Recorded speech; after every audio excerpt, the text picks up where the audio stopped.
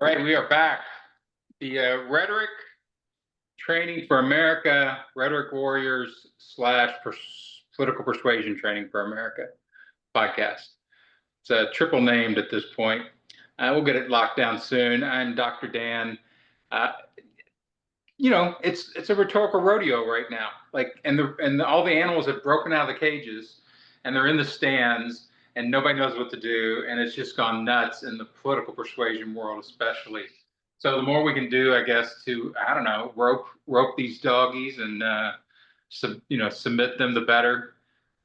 David Payne is back today. We're going to talk, I think, about class and political rhetoric right now, because Trump has he's crisscrossed some class boundaries and themes. He crisscrosses everything, so that's his thing. The weave, right, is really just a conflation of things that don't belong in one place suddenly now in a new place. But suppose we're going to talk about class and rhetoric today. So Dave Payne, back in the game. Hi there. Well, yeah, I don't know. That's a general. Wow, a big area to stake a claim in, right? Barbies thing. You're like, Trump said, "Hey, you can get by with only 2 Barbies," and you're like, "Hey, we need to." That's class right there. Well, that's true. That's true. And what I'm feeling though, that was like almost 10 days ago, maybe. We didn't get scheduled in time, so we've already moved on to these other grotesquities. They just accepted the Qatar airplane. Yep. That's done. So that kind of moved the Barbie thing to the side, and now we're on the big bad beautiful bill, which is still about class, I'm sure. But once again, I'm sort of feeling a victim of what we identified some time ago as the fire hose approach to, if it's just shooting at you all the time, you can't find any orientation. Now I think it's, we're just all floating in some sort of, giant flood. Well, and as we were saying before, waiting for a little boat to come by, I guess. I don't know. Right. And as we were saying before we started, it's multiple fire hoses. It's not one. You can't identify, and new ones are popping up all the time. That sort of promoter mentality that Trump has of use whatever is there, that P.T. Barnum. It doesn't matter what pops up as long as it gets attention. If it's a 9,000-foot elephant or a 16-inch person, I don't care. I'm going to use it. I'm going to shove it in the public's face, and it's going to get attention. And just using that promoter's, what I would call promoter consciousness, promoter structure for his rhetoric, it's just so, disruptive in the political space. Yeah, and I think we've moved to a kind of a meta place with a lot of this, and we can go back to class and Barbies to see if we can pull a thread through. But once again, with caution that if we're the ones doing sense making out of this, we're doing their job for them, and our criticism is always playing catch up, and that may be part of the game here, right? And furthermore, what we've observed many times is kind of just the whether done intuitively or through media genius. I no longer can even speculate. The idea of just wait out the news cycle and something else. Let's just make it bigger and worse. Whatever it is, and the other thing will be displaced. So continue to light fires, right? Just continue to light fires. They can't. And so we're at this place of what is the motive? And I think that's kind of where the conversation is at the moment. That everybody's kind of staggering on, and you just did one version of it, right? Okay, of just keep lighting the fires or whatever, or keep it going. And anyway, so that is an interesting moment, I think, because we went from this kind of psychological diagnosis to, I think it was Robert Reich this morning's column. Why do they want to destroy America? What is going on? So at any rate, I think that sort of new level or more intense focus on what is this? It's all about Trump, and that may be the bottom line. Well, but think about it. Like, go back to the movie Wall Street, right?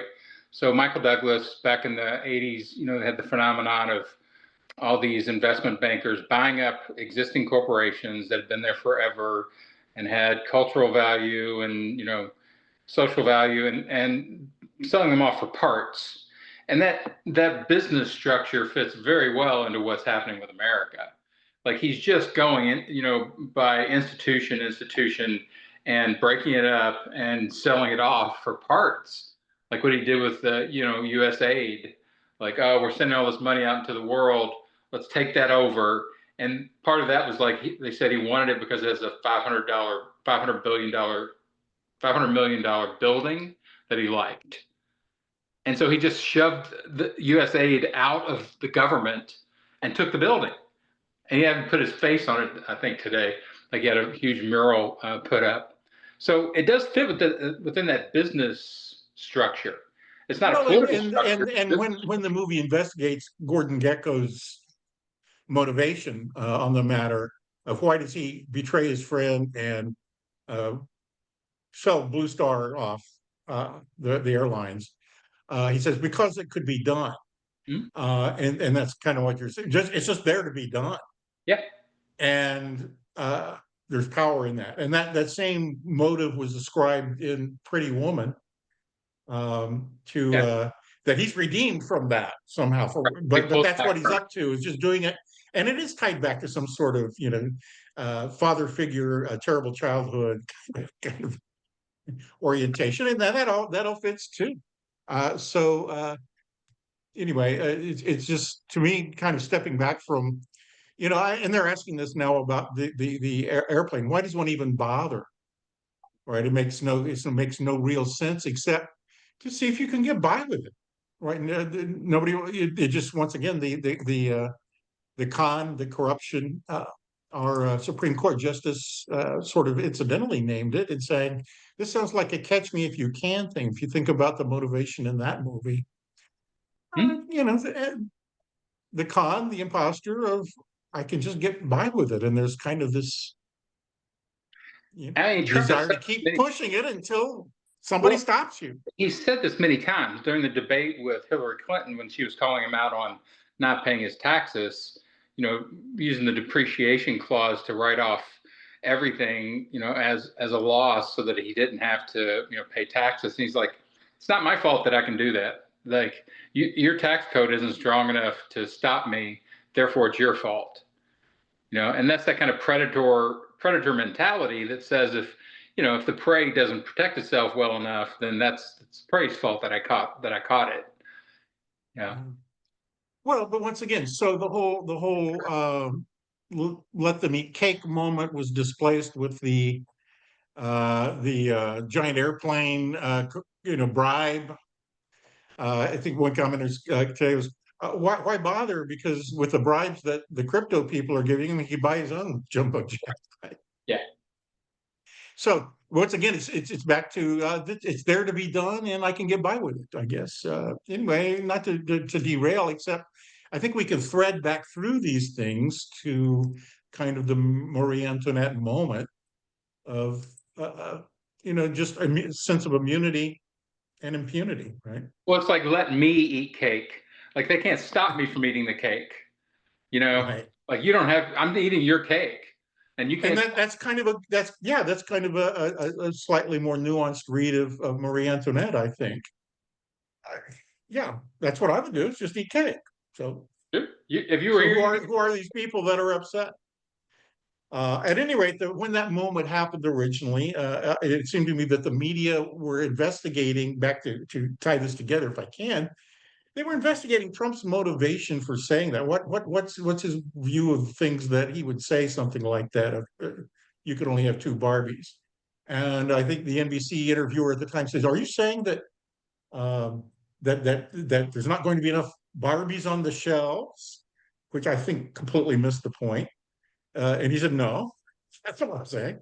Uh, nobody even looked at it. What was upsetting me at the time, or echoing for me, is nobody even looked at it from the class angle, that there are people for whom, if you just look at the middle class people or the upper middle class people, yeah, some of the kids have 20 Barbies.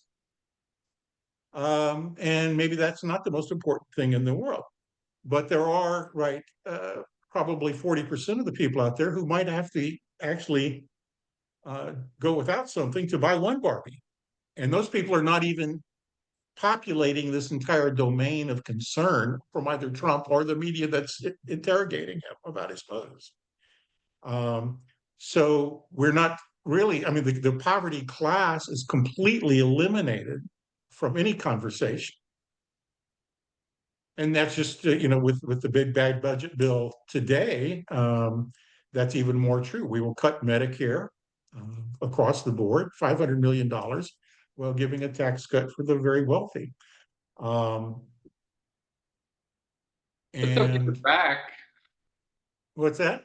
They'll give it back in the form of jobs and, charity, and that's what the rich do. When you give them more money, they distribute it fairly amongst the people. Yeah, right.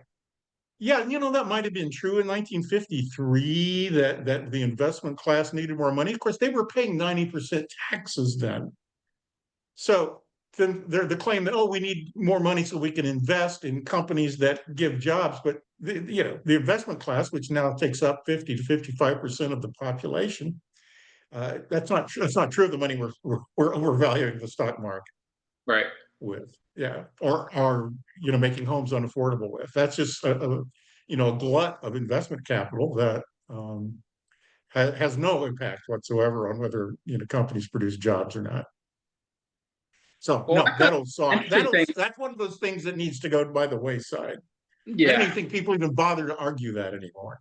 Well, but they are still using it, and they are still using like the waste and fraud and abuse of Reagan rhetoric. Literally just the exact same terminology as everything but welfare mother. Every single trope coming back It's up true. to go, and you talk about like the weird thing for me with Trump and talking about the Barbies that was him just amalgamizing, and he'll grab any from any rhetorical pool, whatever, austerity rhetoric. Like how could he possibly get that out of his mouth? Some type of austerity, rhetorical, Some sort of recognition that there are poor people in the world. like that there's limits. Like you people may have to have some, limits, while for the rest of us, sorry, I have none. But like he'll poach anywhere. It doesn't matter. But he poached that for a few minutes, and it was like to hear that come out of his mouth was so weird to me.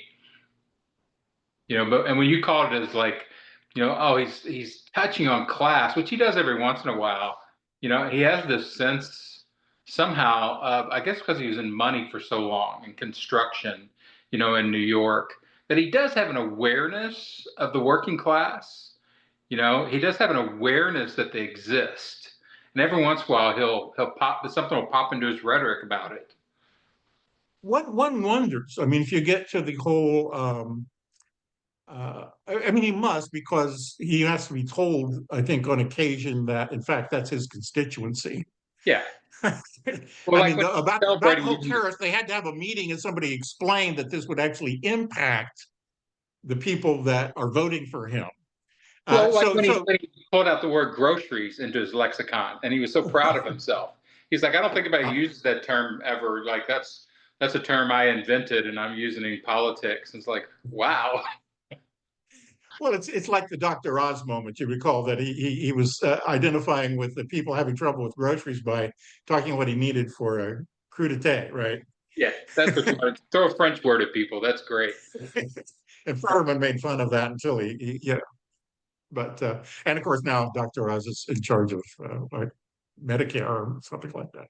So anyway, but yeah, no, one wonders as he's talking about the manufacturing jobs that he's bringing back, what his depth of understanding is, because who is going to work in those jobs, and what are the consequences? What does that mean if we're going to compete with China or India or South Vietnam or whatever on the basis of manufacturing jobs? That means we need an underclass that is poorly paid and willing to work, that has no other resource except, and certainly none of our children have been raised to do that, right? No, no, no, no. One wonders.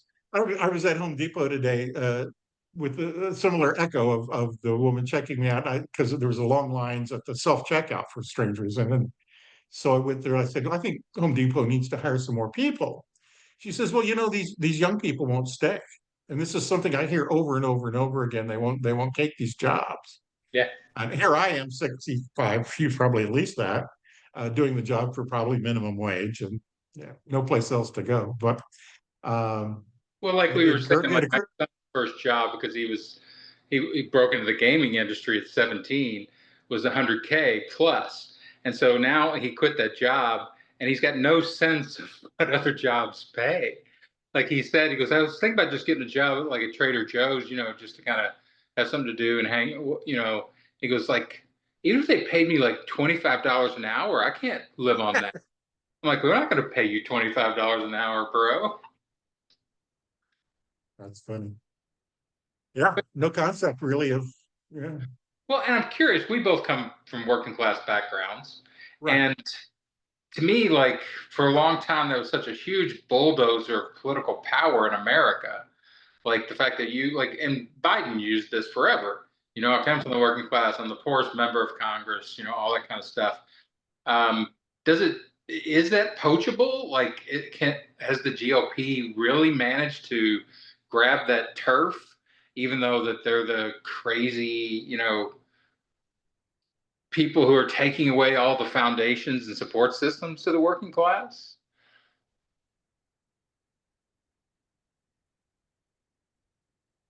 I mean, is that the Well, Southern ask me again. strategy come What's to? that? Is that the Southern strategy come to fruition? To just take away the undersupports of the working class?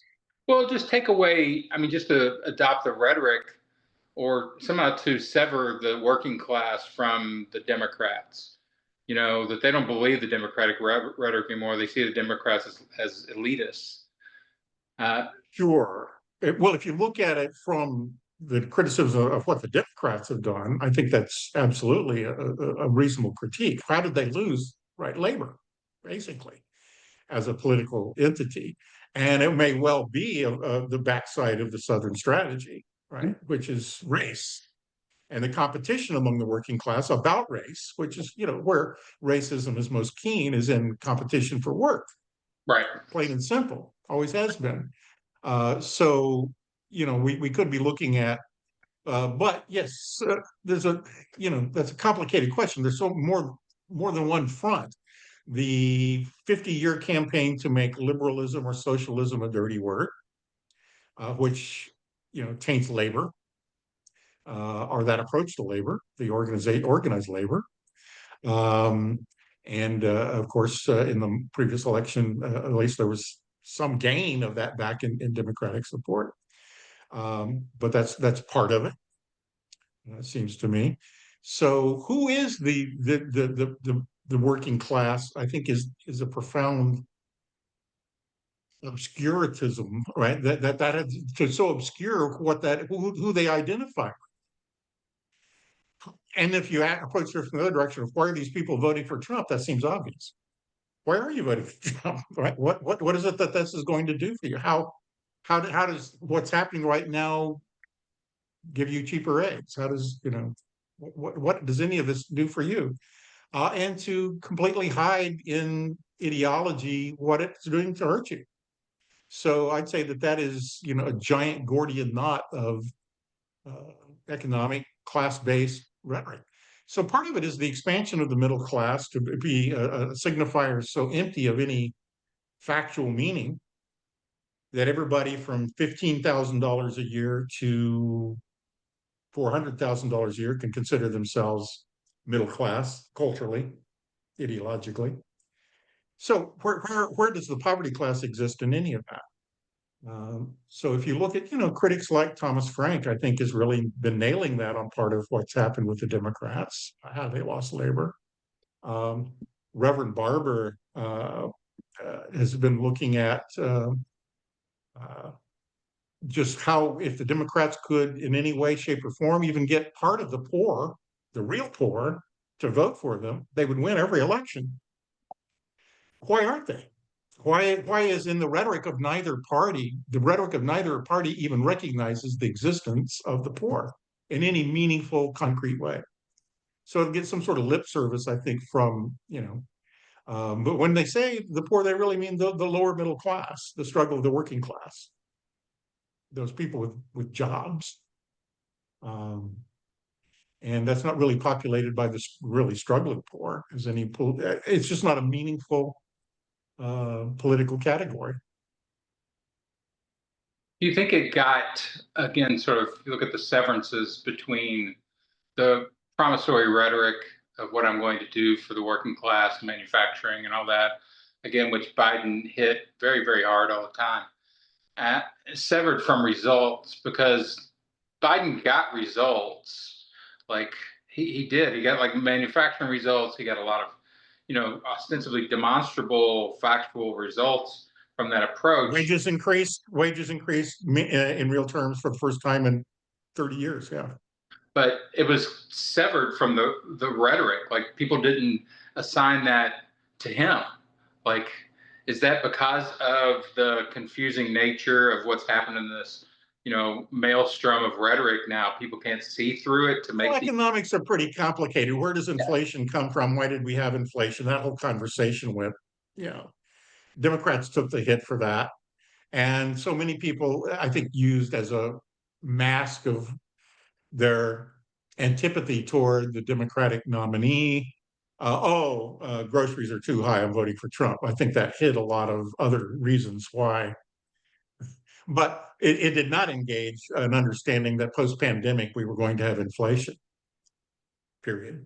And every other country in the world had worse inflation than us, period. So that they just couldn't sell that message as once again, economics right now are extremely complicated, and most people don't have a clue how these things happen. So it's too much logos for American people to handle. Too much logos, right? There's your T-shirt from Rhetoric Warrior. Logos, yeah. The amount of logos is killing us. Which in some ways it's something I've worked on quite a bit with people about.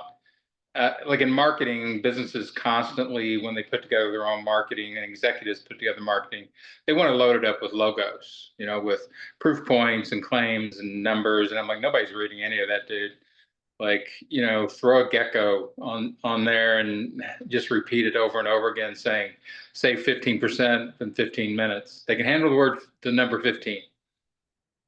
That's as deep as you want to go, because I mean, any type of logos processing, it just takes so much now, and even like this, like tariffs, suddenly tariffs grow up as a word. That word didn't exist, for most of American history. Like it's this tangential word way back over here from Hoot Smalley back in like what, the 20s. And suddenly Trump just resurrected it, and people acting like they understand, what that means. It's fascinating to watch, but it's a little piece of logos that loses all of its actual logos, and becomes this bludgeon. Well, and once again, back to kind of the fire hose. We spend so much time struggling over the semantic of tariffs. What are they, and who pays for them? And like the report yesterday, Trump finally admits that Americans pay the tariffs, and this is like a rhetorical victory after 4 months of near economic disaster and whatever, back and forth, yada yada yada. As though that's and probably 80% of the people didn't see this report at all, or that Trump confessed this, and he'll probably change his mind next time it comes up. So, but you're just the point is, we spent all that much time struggling over the meaning of tariff as a meaningful thing, when the real game was being played. People buying and selling on the market fluctuations that were going on. The grift, the constant grift that took place around it, the power dynamics. So for the press and the academics and the message makers, to try to do sense making on tariff, just to take your example, completely was a sideshow on everything that went on. Same thing with this airplane. We spent so much time. Is this a bribe? Is this constitutional? Is this right? Who has to approve this? By the way, our Attorney General signed off on it. Really? I mean, they could do that on behalf of the Air Force? Is that legitimate. So we're going to spend days process, and only the people watching MSNBC are going to spend those days, mind you, right? Only the 10% obsessed with this stuff are going to try to process the legalities of this whole thing. Meanwhile, what we are not talking about, the 4 golf courses, the Trump towers, the real con that went in with the Biden or the Trump organization and the children. So this is one way to do the rhetorical misdirection. So if we were taking the circuits. project as a project, a rhetorical project, to recapture the working class and to get class back as a powerful rhetoric in American politics, what does Dave Payne, the consultant, how does he construct that? You keep wanting me to solve these problems. I'm better at finding out what the. Well, once again, your invitation to that was nobody's going to read the copy, right? And Ronald Reagan figured this out right now 45 years ago. His own media director said this as much straight out. We had this controversy over labor unions. Nobody's going to read the copy. What we did on the same page, we had a picture of Ronald Reagan drinking a beer with workers. Yeah. That's what they see. So we need to go to school about messaging and the visual economy here. Logos is no longer logical processing. So once again, and we've observed this before with the media, he's lying. We're going to fact check. We're going to fact check. That's the ball is going to be all the way down the court by the time you get any of that done. By the time we historicize tariffs, bring in the necessary economic theory to explain it, so we're all just chasing our literary tales, whatever. Meanwhile, the news cycle has shifted to the next big, event. So how does one come, and we were kind of about this in our last one. Do the Democrats just play the same game? Or is this the only game in town? Right. Well, can they? Throwing red meat, right? That's one way of looking at this strategy of, okay, Qatar, the plane is red meat for a few days, and I get everybody paying attention to me, and I'm Trump, so I say, hey, it's a free gift. Why do you say no to a free gift? And that's all he says, really. That's about it. He just says that over and over again. So it's simple. He gets his, simple logos on it and printed on it. Hey, free gift. Not bribe, not legal. That doesn't. I don't care about any of that. Like you're gonna say no to a $400 million plane, bro. And so like that's the piece of red meat. But it's this constant red meating. And can the Democrats do that? Like what they're doing is just reacting to the red meat they're thrown. Sure. How many people are going to read the New York Times investigation where we discovered that Qatar had been trying to get rid of this airplane because it was too expensive? They had already flown it to Mar-a-Lago to show it to Trump before he even went over there. And the follow-up is going to cost well over $1 billion to refurbish it to make it Air Force One. Yeah, there's no such thing as a free jumbo jet, I guess is the right. The bottom line there. But anyway. So that's still once again, that's all playing catch up to the event. So you see the little performative stuff that the Democrats try to do, like Cory Booker getting up there and talking for 72 days or whatever it was, and it's so performative, it's so epidictic, it's so ceremonial. I'm like, there's nothing here, dude.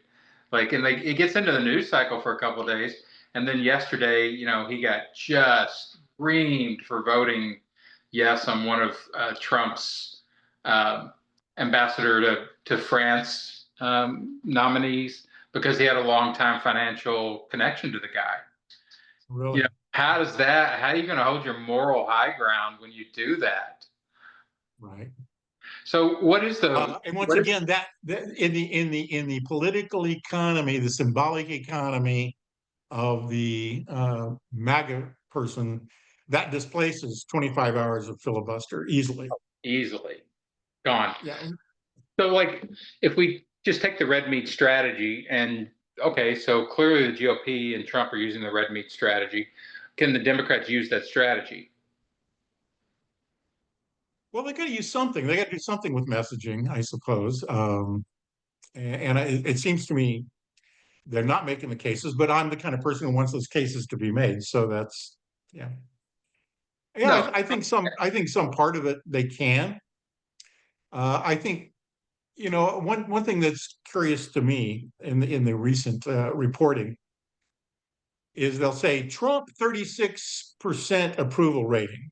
How low is that? Well, it's not bad because the Democrats' approval rating is only 26%. And what seems to me to be wrong with this picture and this repetitive reporting is you're comparing Trump to a political party, Right. right? Yeah. The Democrat, now let's take an individual Democrat and what their approval rating is. So in the poll, we're making some equations there that really aren't equations at all. Now, apparently the Republicans do poll a little bit better than that, but they have a 30% pretty committed core. So they have sort of redefined what it is to be a Republican for 30% of the people, and that is to be a Trump supporter. Stop, end. Yes. So there is a kind of equation to all Democrats with Trump as a displacement symbol. So I think that, what we never step outside that framework of the dialectical framework of the question to ask is, what is the status of a political party? And I think the fact is that political parties by themselves have a bad approval rating, and that over 50, around 50% of people are consider themselves independent and not identifying with the party. Period. So I think that's just simply a fact of our times that one would have to take into. So once again, you've got to get behind a leader. And in 4 years of Biden, they did not produce another leader, so that they did nothing to restore or prepare Kamala Harris for that. They did nothing to bring anybody else forward. So they were left with Biden or nothing. So last time we labeled the last podcast as Democrats need a liberal hero, which is a strategy, right? So a really gleaming hero can maybe overcome, some of these other strategies that are floating around and seem to be dominating right now, like Trump's confusion strategy, the constant oscillation of topics, that kind of stuff. Clearly, like if you go into mythos and you go into story, they've established Trump as a hero for 30% of the population. The Democrats have nobody that I can tell, like maybe AOC, Bernie Sanders, has a little bit of heroism in it, but like That's not going to produce the next candidate. I right. predict.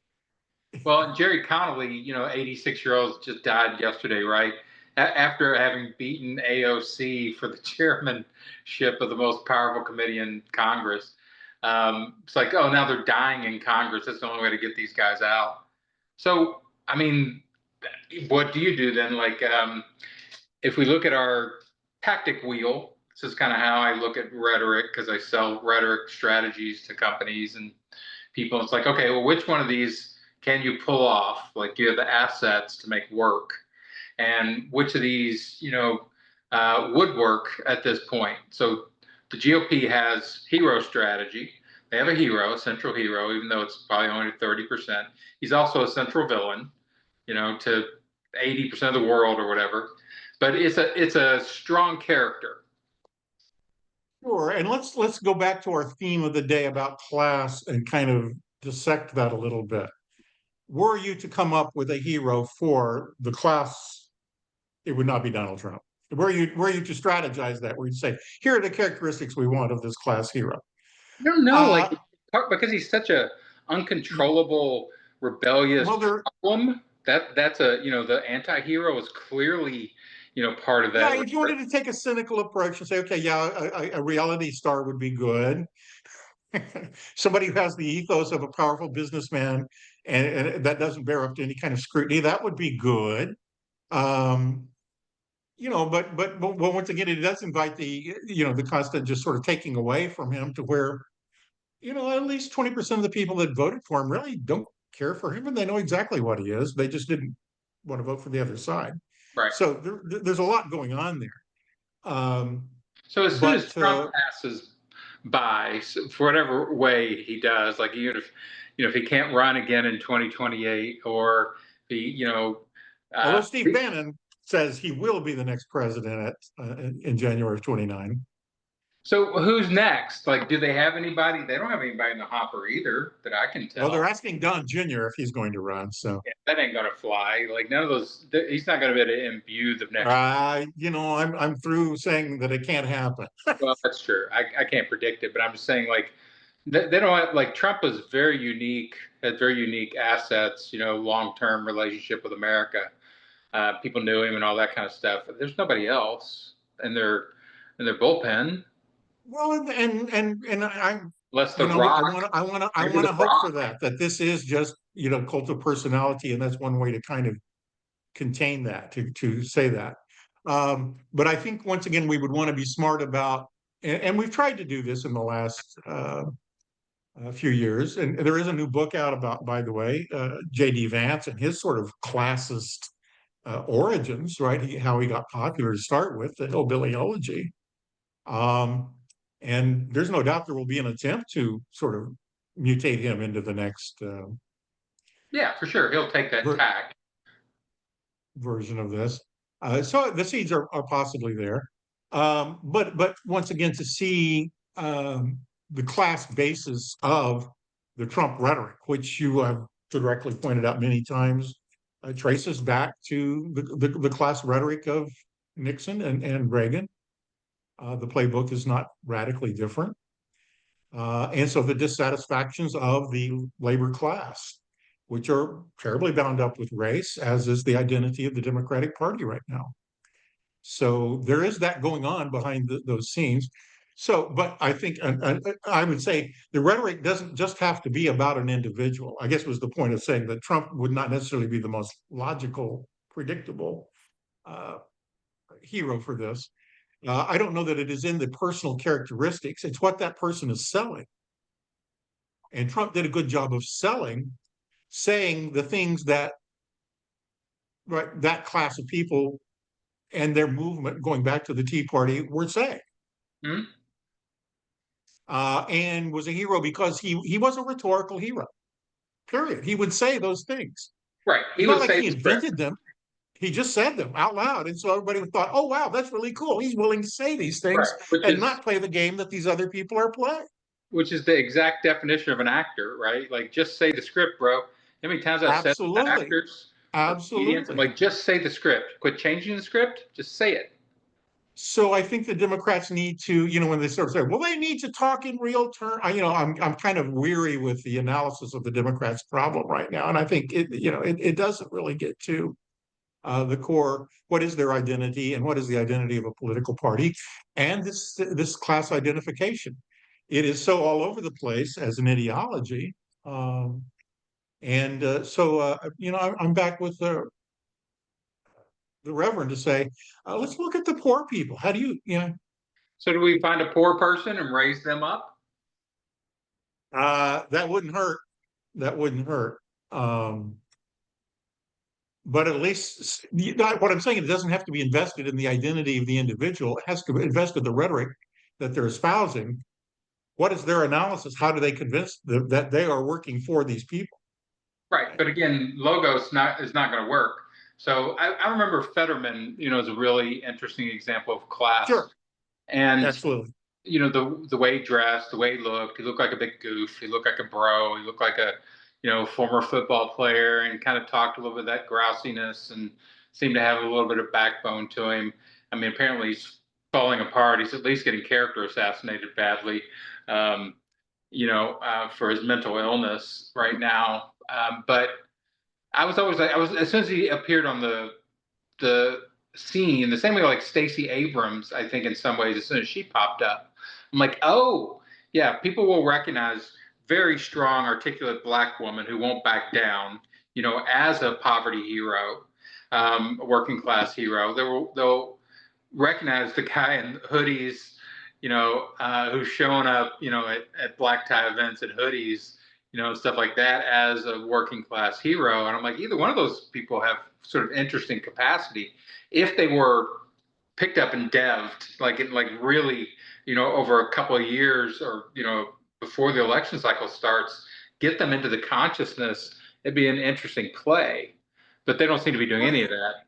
yeah, well, you talked about AOC and you talked about Bernie, and in a way, those are two people who can actually sell what I'm talking about. I think that they are both authentically able to, from their very different uh, generational and cultural standpoints.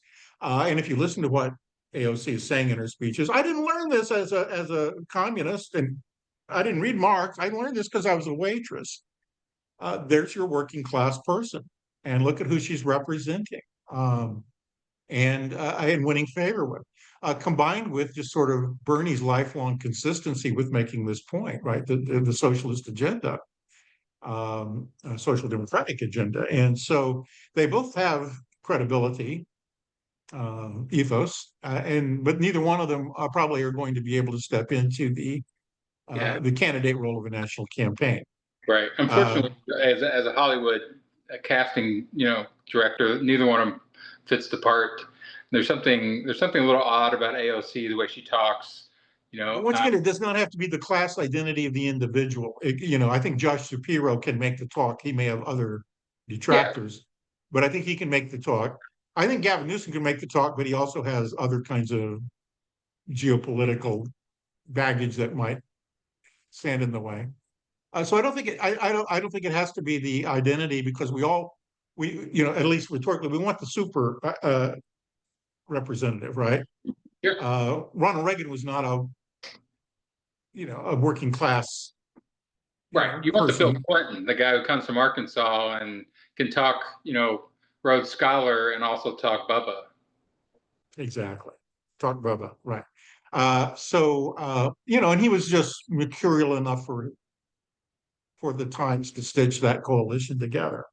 And I think that's probably, uh, you know, something that has to get done. Just the way that Trump, I think, stitches together kind of, I'll do anything for the business community, and right, in terms of your agenda with regulations and finance and all of that stuff, where the rules are off, no problem.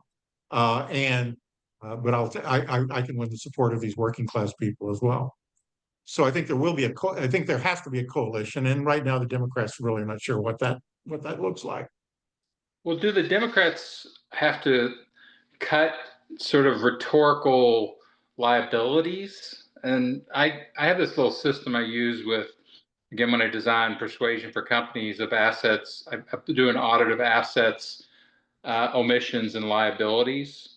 So things that they got to work with, things that they're missing, like we're talking basically that the Democrats are missing class. The people that are kind of using it aren't, fully national hero worthy. I mean, I think Bernie's interesting, but he's really, really old, and he sounds so much like the old socialists, the hippies from the '70s and stuff, that it's easy to kind of turn him into, this boogeyman. Um, and then liabilities. So like liabilities, like his age is a liability. AOC, I think, has some liabilities. I love, like, Jasmine Crockett is kind of an interesting, but very young and very new to all this, so that's a liability. What like when you look at Democrat tactics, like you said, race and gender and sexual politics and sort of all the things that have been grabbed and sort of used by the GOP to amplify the weirdo-ness of the left. Do you Right. have to cut those loose somehow? Like, you have to de-amplify those in order to win? At the moment, it seems like the answer is kind of yes. I mean, you've got to de-woke somehow here. But I think if you look at the Biden coalition, it really was mainstream Democrats, centrist Democrats, anti-Trump Republicans, and he was able to capture the votes of Black America. And I think also as a class issue and a temptation to look at the Black community as monolithic in that regard, um, uh, didn't work. Right. Uh, When well, he lost I the mean, it worked about as good as it could have in the last election. I mean, we were talking about one of the narrow elections, and as I think almost every conversation about these things, about where we are now, should point out that uh, the lack of participation and the low voting turnout of both Trump's wins and who they were against. And so I think there's lessons there to say, you might code that as we didn't get out the vote, but there's a reason for that. However unpleasant that those reasons might be, as statements about voting America. But so I think back to your liabilities, that those are very real, and so conversation about assets, sure, but I do think that once again, that person has to find a way to find some coalition here that will get enough people to the poll. And that shouldn't be that hard to do, given the numbers, really. So what are they? What are the gem points, the dazzling gems that you put up in the rhetorical sky that pull people to the polls? I mean, I think, Biden, another thing that he had in his favor was people hated Trump so much, and it was not far away from COVID that Trump mismanaged so badly. So there was real suffering on the ground from Trump's ineptitude versus this kind of, sort of more abstract suffering, like from tariffs and things like that. So there was the anti-Trumpness, which is a major gem for the. And I think that will still be there. Yeah. I think that that's self-generating. So I think people will be looking for an alternative there, and I think they were looking for an alternative this time as well. So I certainly there was a profound forgetting on some people's part of how. Well, what are the Democratic gems? I mean, just hating Trump is strong, but that's apparently not strong enough. Like, what are Democrats able to say, hey, because if it's not class, if it's not we got better jobs waiting for you, we'll bring in things, what is it other than we're nicer than the GOP? We're going to put democracy back together. Is that what's going to happen? After it's like, hey, let's Put get democracy back together. Yeah. A return. Yeah, it could well be. I think the question could be meaningful of, what kind of America do you want? And is this really what you want? But I guess I'm maintaining, at least for the moment of the argument, I think some new approach to the class and not avoiding class is important. I think that's where Bernie succeeded, that other Democrats failed, and that's why he got a substantial chunk. I mean, certain Bernie people insist to their last breath that he could have beaten Trump. Yeah. We didn't believe it then. I'm not sure I would believe it now, but I don't know. Like, I think Hillary Clinton had problems with class. I think she came across absolutely, and never, worked a day in her life outside of government.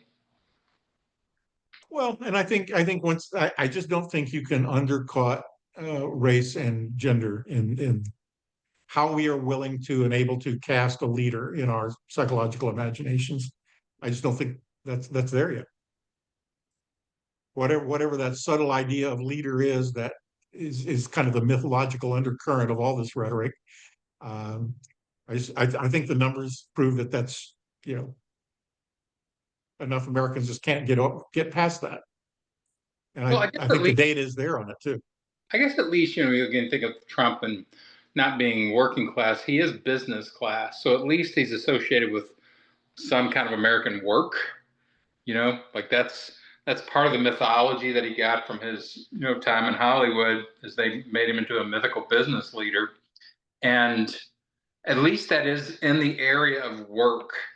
So these other guys coming through, they're like, at least, Jimmy Carter had worked as a peanut farmer, like Obama. Well, yes, and this is a blind spot the Democrats have had all along.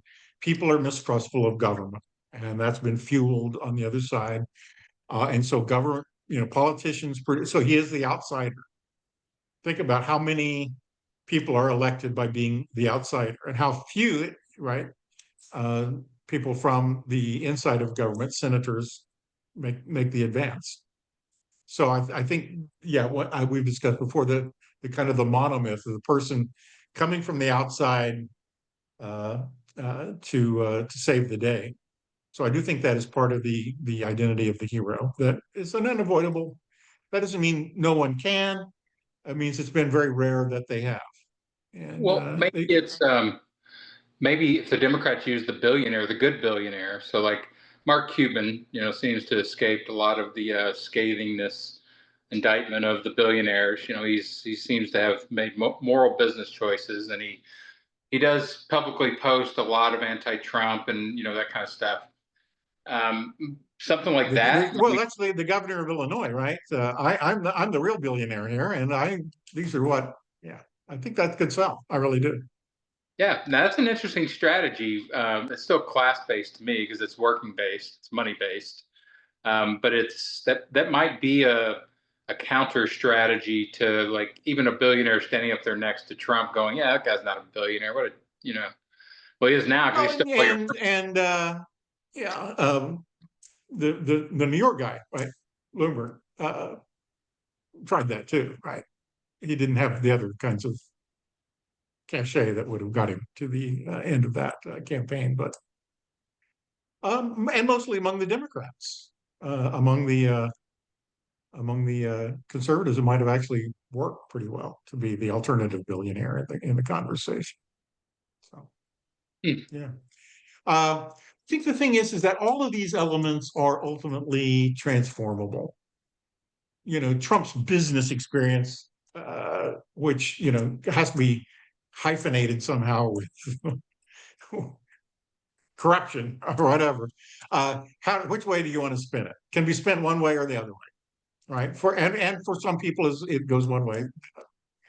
So that now, in the middle of the tariff thing, when they talked with MAGA people about what that means to them, they said, "Well, we have to Trump. He's a businessman. We have to trust him here. right. This is not enough for me to derail here, right?" So once again, those are simply brute facts that are awaiting interpretation, or really misinterpretation. And so I think any of those things are transformable commodities. Back to your risk and asset.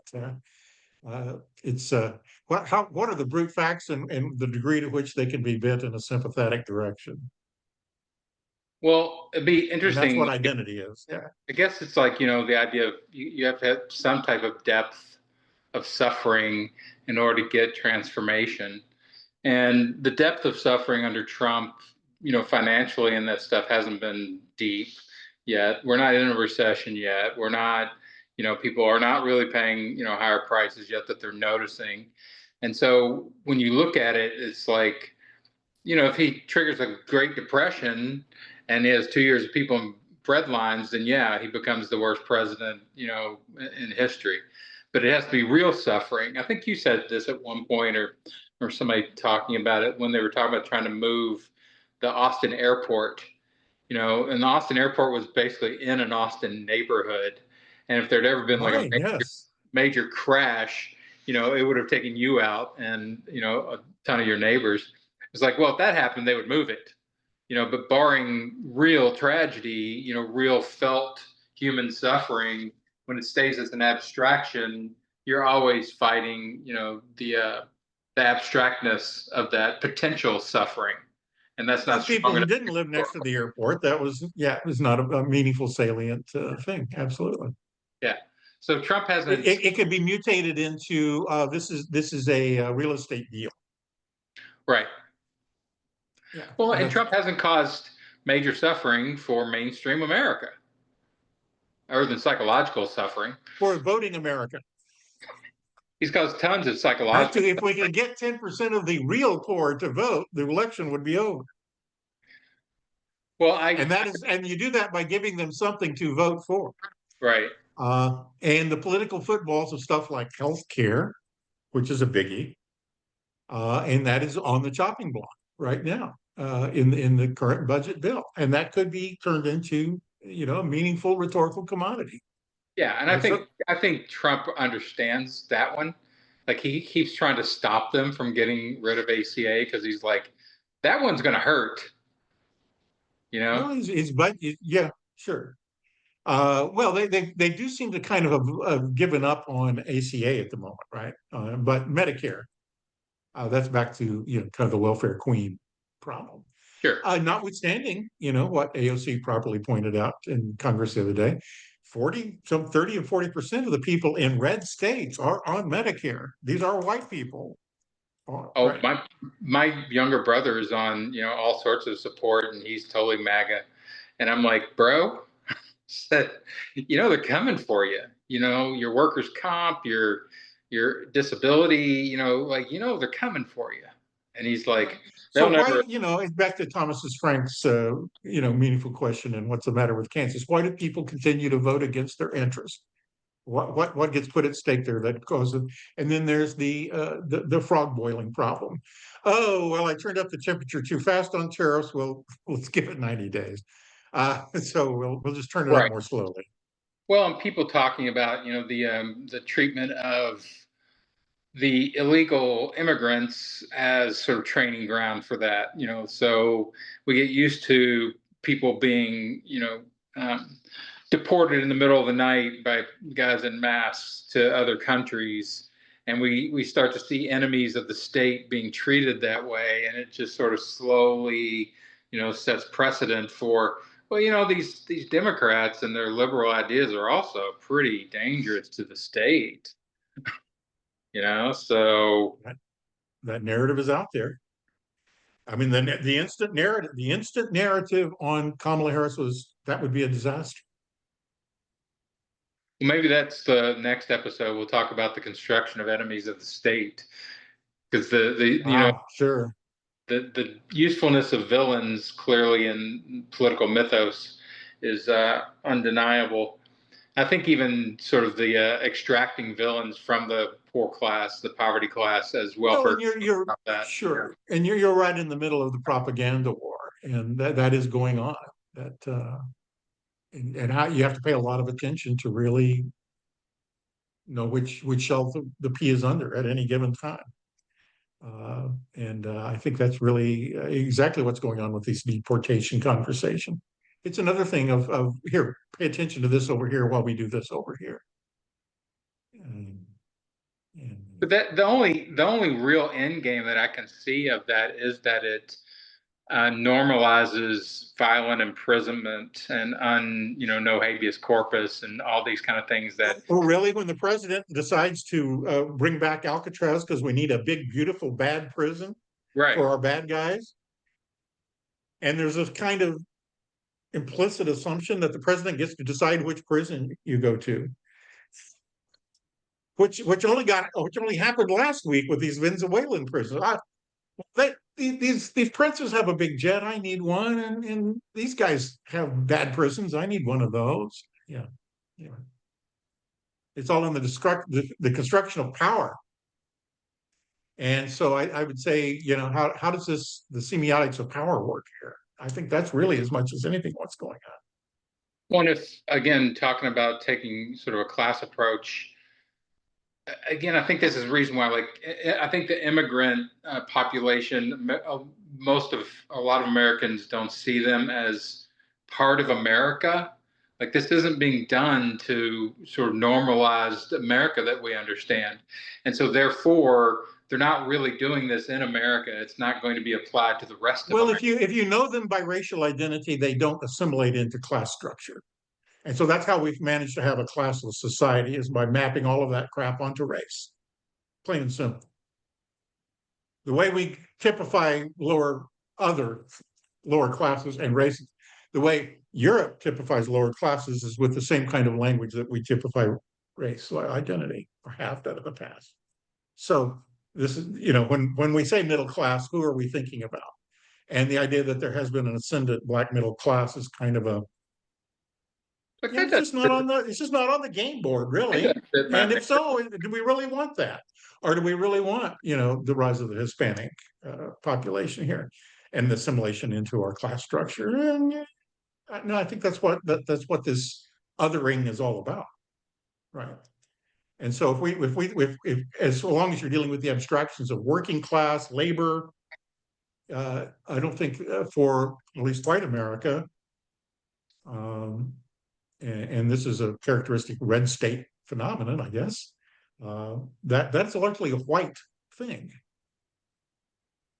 when in reality it's not at all. Right. Well, again, that's logos versus mythos, right? Like in reality, as soon as people say in reality, I'm like, oh, now you're into facts. People aren't going to follow that. Which reality is that? Yeah. You know. Well, yeah. If we look at democratics of who has jobs and who's working in them and what the working class is about, but once again, African Americans, or some of them, have had the similar difficulty with seeing themselves as their interests also invested in these class arguments, right? It's this is, writ large here. This is also, right, sort of the ramifications of 2 or 3 decades of identity politics, and one consistent analysis of Trumpism and Vanceism is that this is white people identity politics played. Yeah, it's hard to We argue hide the against. racial signifiers in here. It's Period. hard to argue against that as the master rhetorical strategy here. Yeah. You know. Um, well, once again, like trying to Sorry, I didn't solve it. Sorry, I no, didn't solve it. trying to calm the conflation hurricane, of modern rhetoric as it bounces around in these kind of odd ways in politics is you're chasing ping pong balls in a hurricane. Well, and that's part of the deal, is that most people are trying to protect themselves from it by being apolitical. I'm not Right. going to identify with the political party. I'm not going to watch the news. I'm not going to read because it's upsetting, it's counterproductive, it's frustrating. But this doesn't bring us to the big bad parade on Trump's birthday and how America might respond to that. So there is organization going on. I think it might be interesting. Yeah, Talk that might. about a giant symbol. Right. I mean, how do you avoid, looking communist at that point? Hopefully he'll stand there and look like, not Ho Chi Minh, Mao, looking over the troops, because it's just so on the nose, as a story structure. We'll see how that one plays. Well, cool, man. Once again, always stuff to talk about. Maybe we'll come back after the big, beautiful parade. I just love that as a rhetorical location, the dear leader, like him trying to don all of that, but not get associated with. I guess we're fairly far away from true communist, sort of narratives being so strong in America of like the Chinese and the Russian and even the Korean, but it's going to bubble back Collapse up. of the military with the executive is an interesting. This is part of what the big bad airplane and the big bad budget are all about too. So, all right, well, we'll swing back around. Appreciate it. Thanks for jumping back into another episode of Rhetoric Training for America. Get out there, persuade people. Can't leave it to the professionals because they'll do all sorts of crazy things to you.